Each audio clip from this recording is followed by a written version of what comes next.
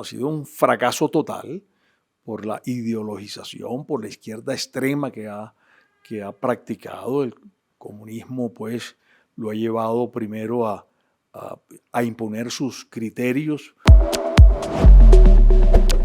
El día de hoy nos encontramos con el senador y precandidato presidencial del Partido Conservador, Efraín Cepeda. Bienvenido, doctor Cepeda, a los micrófonos de quienique.com.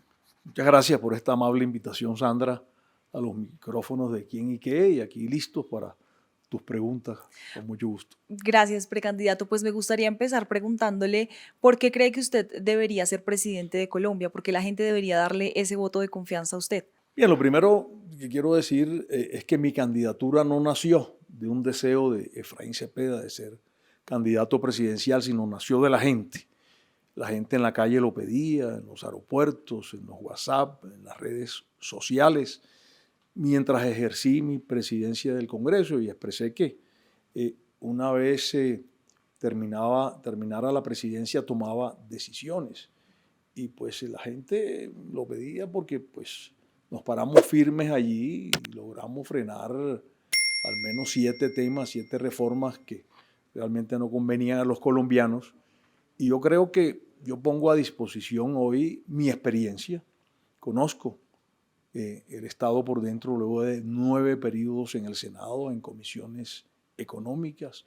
Mi carácter, que lo ratifiqué durante mi presidencia del Congreso y las presidencias que he tenido, que son 3 del Partido Conservador Colombiano. En la última llevé al partido a ser el primer partido de centro derecha de Colombia y lo saqué de ser partido de gobierno y lo pasamos a partido independiente, y que creo que soy el candidato del orden, porque en el próximo cuatrenio tendremos que ordenar el desorden generado por este gobierno, desorden en casi todos los sectores de la vida ciudadana, comenzando por la salud, la vivienda popular, las microempresas, etcétera, el ICETEX con los estudiantes, de manera que eso lo pongo al servicio de los colombianos y de esa manera, pues, aceptando una petición ciudadana, pues, estamos haciendo el ejercicio como candidato a la presidencia. Por supuesto, se sabe que hay muchos candidatos, precandidatos en este momento, y por eso me gustaría preguntarle cuál cree que es su sello diferencial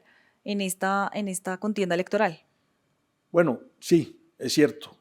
Y esa fue una gran duda que yo tuve de presentar mi nombre, porque Claro. hay muchos candidatos antipetristas, pero en una reunión con el equipo de trabajo me dijo sí. Yo le dije, me lanzaré, será para ser el candidato número 50 o 60 antipetrista. Me dijo, es que hay una diferencia, es que todos ellos son antipetristas, pero el único que lo ha derrotado eres tú. Y ciertamente como presidente del Congreso le propinamos 7 derrotas muy fuertes, comenzando por la reforma tributaria, un presupuesto desfinanciado, una reforma a la salud que rechazaban pacientes y usuarios, 2 consultas populares, el transfugismo, una reforma política que decía que los partidos y los candidatos se deben financiar únicamente con recursos públicos. Imagínense eso, estar en manos hoy del petrismo, a ver si gira o no gira los recursos. Y esas 2 consultas populares, que eran las que tenían más estresados a los colombianos, como pues lo expresaron profusamente, pues porque no eran otra cosa sino el inicio de la campaña política del petrismo con 800.000 millones de pesos de los colombianos, y pues ya tenían los comités del sí en todo el país, de manera que esa polarización, y en momentos en que estaba reciente el atentado contra el senador y precandidato Miguel Uribe, que lamentamos posteriormente su fallecimiento, pues realmente no convenía de ninguna manera, ni le íbamos a entregar esos insumos. Repito, esa campaña iba a ser con plata de todos los colombianos, todos los que nos están escuchando, 800.000 millones de pesos, y le ganamos no una, sino 2 veces, consulta 01 y consulta 02. Adentrándonos un poco ya en sus propuestas, ¿cuál cree que es esa propuesta concreta para combatir la corrupción que sin lugar a duda sigue siendo la principal preocupación de los colombianos? Sí, lo primero es escoger un gabinete y unos funcionarios de muy comprobados valores éticos para que defiendan la cosa pública. Pero lo segundo habrá supervisión especial. Aquí un jefe de gabinete no será únicamente la persona que coordina una agenda del presidente de la República con sus ministros, no. Ese tendrá un equipo que hará supervisión a la ejecución presupuestal, porque entre otras cosas, no ejecutar los recursos que son de los colombianos es una manera de corrupción. Claro, ¿cómo se le dejan 80 billones de pesos guardados el año pasado en los cajones del Ministerio de Hacienda y este año en agosto van 70? De manera que ahí habrá supervisión sobre la ejecución, supervisión sobre los contratos que se firman, va a haber ausencia de contratos a dedo, licitaciones públicas, pero también vamos a incluir a las regiones en la ejecución presupuestal. ¿Por qué? Porque es la única manera de ejecutar el presupuesto, como hoy el presidente Petro quiere, como se dice popularmente, yo con yo, solamente con sus 30 o 40 instituciones ejecutoras, por eso no alcanza a ejecutar el presupuesto. Alcaldes y gobernadores son ejecutores de primera línea. Se ha comprobado que la menor corrupción en ejecución está ahí, porque cada alcalde, imagínense un alcalde en un pueblo de 20.000 habitantes, pavimentando unas calles o pavimentando unas vías y que le queden mal hechas, ese hombre pues recibe enseguida la reprobación de su municipio y pues se dice que municipio pequeño, infierno grande. Creo que los alcaldes y gobernadores son los principales interventores para que las obras que él prometió en su programa de gobierno se puedan llegar, un acueducto, puedan llegar a las poblaciones, un alcantarillado, etcétera. De manera que hay una estrategia múltiple, pero lo primero, y quiero terminar por donde comencé, son personas de reconocida ética profesional, sin tacha de ninguna naturaleza. Ya mencionaba bien usted la importancia de un buen gabinete y por eso me gustaría preguntarle, ¿ha pensado en algunos nombres para que lo acompañen en caso de llegar a la Casa de Nariño? Sí, tengo muchos en la mente, pero cada vez que asisto pues, a alguna reunión, algún encuentro gremial, algún encuentro con jóvenes, algún encuentro con comunidades, encuentro tantas personas con calidades y capacidades para estar en el Estado, que yo creo que eso tenemos que irlo decantando y hoy no me voy a casar con un gabinete inmediatamente cuando tenemos a tantos colombianos con merecimientos y por supuesto además de sus calidades, repito, vendrá el estudio profundo de sus calidades éticas que deben ser como, para decirlo en un lenguaje popular, a prueba de balas. O sea, no se atreve a darnos ningún nombre todavía. No, tengo muchos en la mente, pero yo creo más en las libertades, creo más en que todavía me falta mucho tiempo en campaña, conocer más gente, y por eso esas decisiones serán en su momento. Yo creo que antes del 31 de diciembre no habrá nombres, pero tengo una lista importante ya. Perfecto, senador, también me gustaría preguntarle, uno de los temas también muy importantes en el país es el tema de la división. El país está, por supuesto, muy dividido. ¿Cómo manejaría usted ese tema si llega a ser presidente? ¿Cómo volvería a unir al país? Es que ese lenguaje de odios de Petro pues, ha sido malsano para el país, ese lenguaje de odios y eso con que me amenazó a mí más de una vez de mostrar la bandera de guerra o muerte. Mire los grafitis de ayer en Bogotá, también eran grafitis de muerte, eso viene inspirado en esa bandera que Petro le ha mostrado a los colombianos, guerra y muerte. De manera que hoy estamos ante un tema de exacerbación del país impulsado desde la presidencia de la República. No, aquí tenemos que hacer el llamado a la calma y a la tranquilidad. Los colombianos somos todos los estamentos de la sociedad tienen derechos. No habrá necesidad de irrumpir de esa manera como la de ayer y otras, porque la protesta social es clarísima, constitucional y estaré en esa orilla. Lo que no podemos permitir es el vandalismo y para ello el diálogo social es importante y hacerle sentir a los colombianos que todos son importantes en sus opiniones, la gente del campo, los campesinos, los obreros, los microempresarios, los que trabajan por cuenta propia, los grandes empresarios, los gremios económicos, los diferentes partidos políticos. Aquí hay que ser incluyentes y cesar definitivamente ese lenguaje de odios. Pero además, otra cosa que ha polarizado es ese trato, y voy a decirlo con alguna palabra que entiendan, amable, que se le da a los grupos alzados en armas, con ese embeleco de la paz total, donde realmente hay inacción de la fuerza pública porque el presidente no se los permite y cada día se toman más poblaciones en Colombia. 400 municipios mínimo están tomados por los grupos armados. Lo primero que haremos es terminar con esa paz total y liberar a esos 400 municipios que hoy están confinados en sus casas. No, en mi gobierno, los bandidos a la cárcel y los ciudadanos a la calle. Ya hablábamos de la gran cantidad de precandidatos que hay en este momento. ¿Ha pensado de pronto usted en alguna alianza estratégica o se mantiene en su precandidatura? Sí, no, hay conversaciones. He dicho que el peor error sería que a primera vuelta lleguemos 10 candidatos del centro derecha y uno solo de la izquierda. Estamos buscando mecanismos, los partidos están conversando para ir unidos en una consulta popular en el mes de marzo. Hay conversaciones anticipadas, pues no, pues hay todavía concreciones, pero sí sé que sería un suicidio llegar candidatos múltiples del centro derecha, o mejor, para decirlo claramente, del antipetrismo 10 o 12 contra uno petrista, pues no tendríamos opción. ¿Alguna opción con la que usted diría nunca me aliaría? Ningún candidato petrista, no, de ninguna manera. Ninguno de los que está en la consulta hoy del pacto histórico y de los precandidatos, nadie que haya estado cercano al gobierno de Petro, alguien que siga pues aplaudiendo sus actuaciones, como estas barbaridades que ha hecho últimamente, que nos llevaron a la desertificación de un lado, a la pérdida de su visa.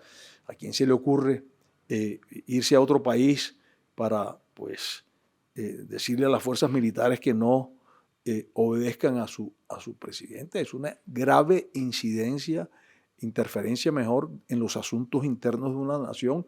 Maxime, si esa nación es el principal socio de Colombia en inversión, la inversión extranjera, los Estados Unidos tiene alrededor del 27%.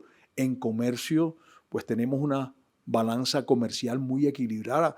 No es menor que exportamos 14.500 millones de dólares al año en los Estados Unidos e importamos unos 15 o 15.500 millones. De manera que pues en ninguna nación del mundo puede haber semejante interferencia y mucho menos con nuestro principal socio comercial que hoy este gobierno desprecia luego de todos los apoyos que hemos recibido, porque quiero decir, Senador, yo creo que muchas personas cuestionan y también de pronto están cansados de la política tradicional y hay quienes señalan que usted hace parte de esa política tradicional. ¿Qué responde a estas personas? yo respondo con lo que dije al principio, con experiencia. Aquí no se puede llegar a aprender a la presidencia de la República. Mientras se aprende, nos pasan meses y los colombianos lo que están esperando es resultados. Yo repito, el primer día, apenas me posesione, termino con la paz total. Ese primer día llamo al sector privado para decirle le vamos a dar la confianza para que invierta, la seguridad jurídica, para que venga a Colombia a traer sus capitales, porque hoy la inversión se ha debilitado. Y al traer los capitales y apoyar esa empresa privada, ¿qué ganamos?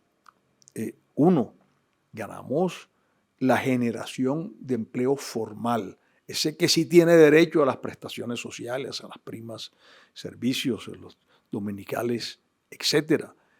¿Qué ganamos? Que pues al invertir el sector privado en obras hay menos presión fiscal y con esa inversión eliminamos el fantasma de la reforma tributaria. Aquí no se ha hecho en este gobierno una autopista más, no se ha cortado una cinta por desprecio a ese sector que ha sido importante en la vida nacional. Los planes de desarrollo tienen alrededor de un 33-35% del sector privado. Aquí eso tiende a cero. Y ese crecimiento económico nos va a generar más utilidades que están grabadas y por supuesto más recursos para el fisco nacional para echar a andar estos programas, los que le vamos a ofrecer a los colombianos, las microempresas. el gobierno nacional dice defender la economía popular, pero a las microempresas las condenó en la reforma laboral al mismo régimen de las grandes multinacionales cuando debían tener esas microempresas un tratamiento diferencial. Esas generan, sí, unos 2 millones de empleos formales, pero muchos informales. Y terminar con esto, como dije, el sector privado es empleo formal, porque hoy lo que se está generando, y si uno mira las encuestas del DANE, es lo que ellos denominan trabajadores por cuenta propia. Pues el DANE le toca la puerta a la casa, no está, y debe estarse ganando la vida. Ese ciudadano puede traer 10, 20, 30, 50 mil pesos en la noche o cero. Lo que requerimos es el empleo formal, de manera que esta experiencia y este carácter para defender a los colombianos de Efraín Cepeda estará al servicio del país.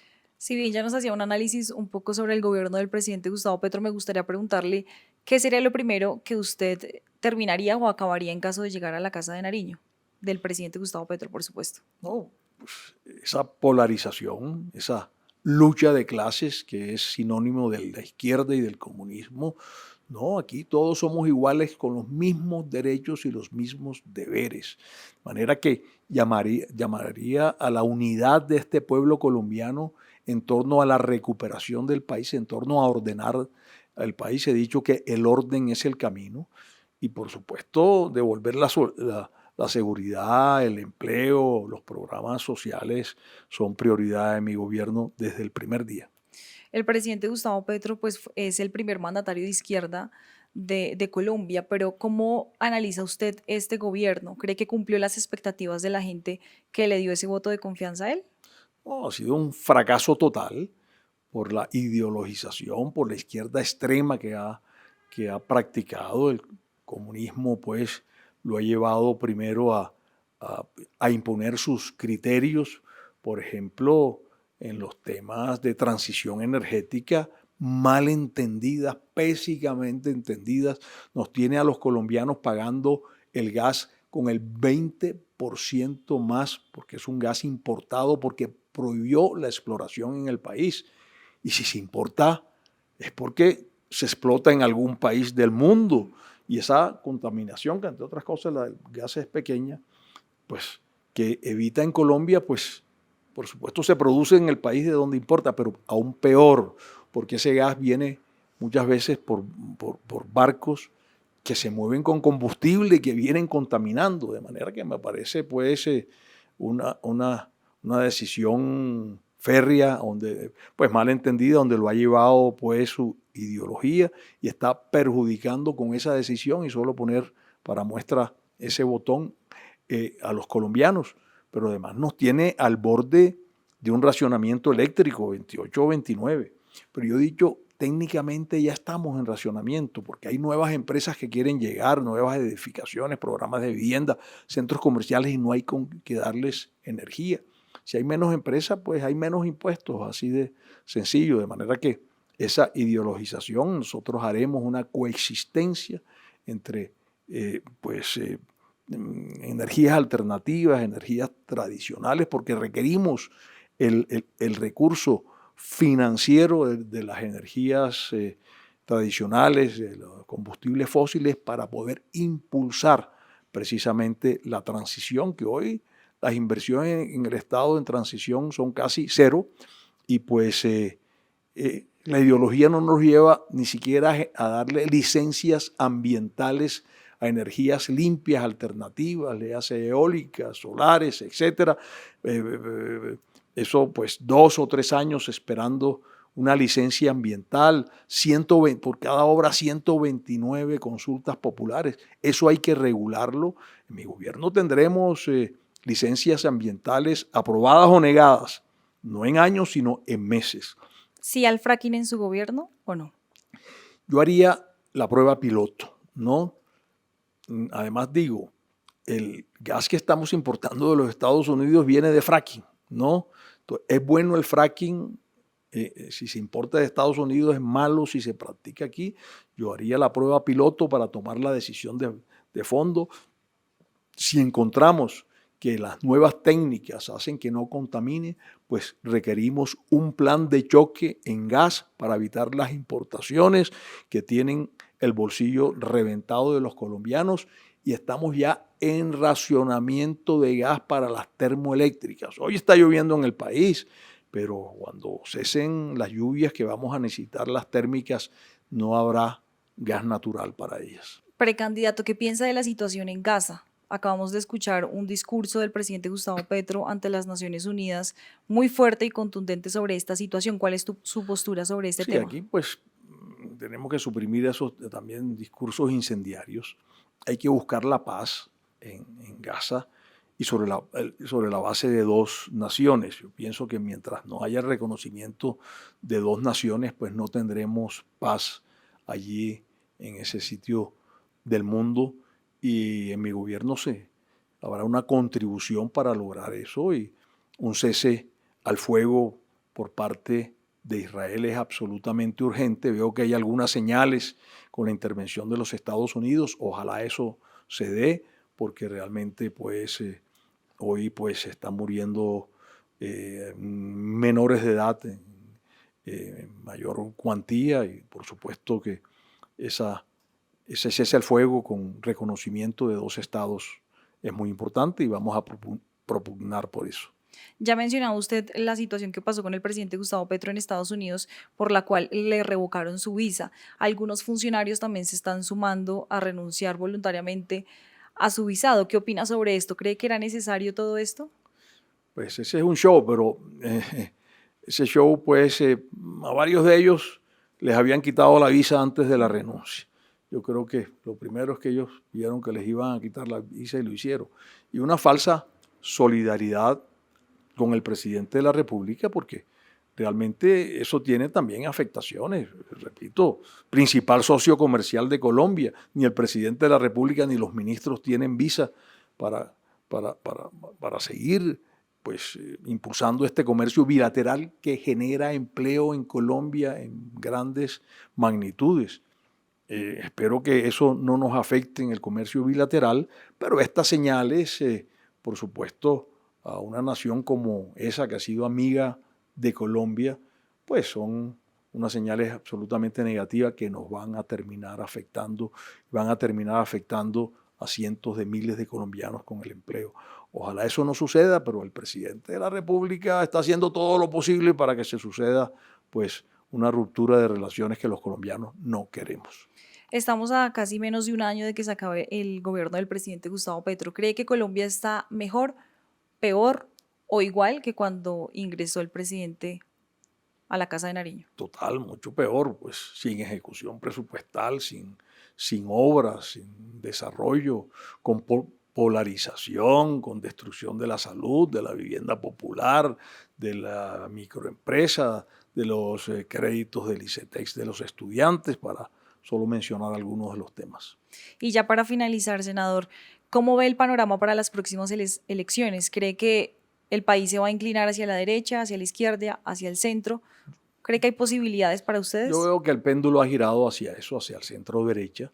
Solo al ver las encuestas de los jóvenes en Colombia que estuvieron a la izquierda el periodo anterior y hoy están ya en el centro y hasta en la derecha, y mirar esas señales que dan los colombianos, en ninguna encuesta de opinión tiene Petro una favorabilidad superior al 35%, y pues quien gane la consulta no es Petro, ¿no? Y tendrá pues algún apoyo, pero no llegará a ese 35%. Si vamos unidos, derrotaremos a la izquierda, porque realmente pues han sido estos 3 años nocivos para el país. Los colombianos lo saben, estamos seguros que va a haber votación profusa. Ahora, hay que garantizar que tengamos unas elecciones libres. Hay que garantizar que los grupos armados no intervengan en el proceso electoral, y ese es un temor que tenemos, que pues con este tema de la paz total, con este tema de las negociaciones, con este tema pues de negociadores de paz, con subir a los delincuentes a la tribuna de honor como sucedió en Medellín, se le están enviando como señales a esos grupos delincuenciales. De manera que aquí lo primero es, ojo, preservar que los grupos criminales no tuerzan la voluntad popular, que es lo más sagrado. Pues, senador y precandidato presidencial Efraín Cepeda, gracias por acompañarnos en quienique.com. No, mil gracias por la amable invitación aquí en Ike.com.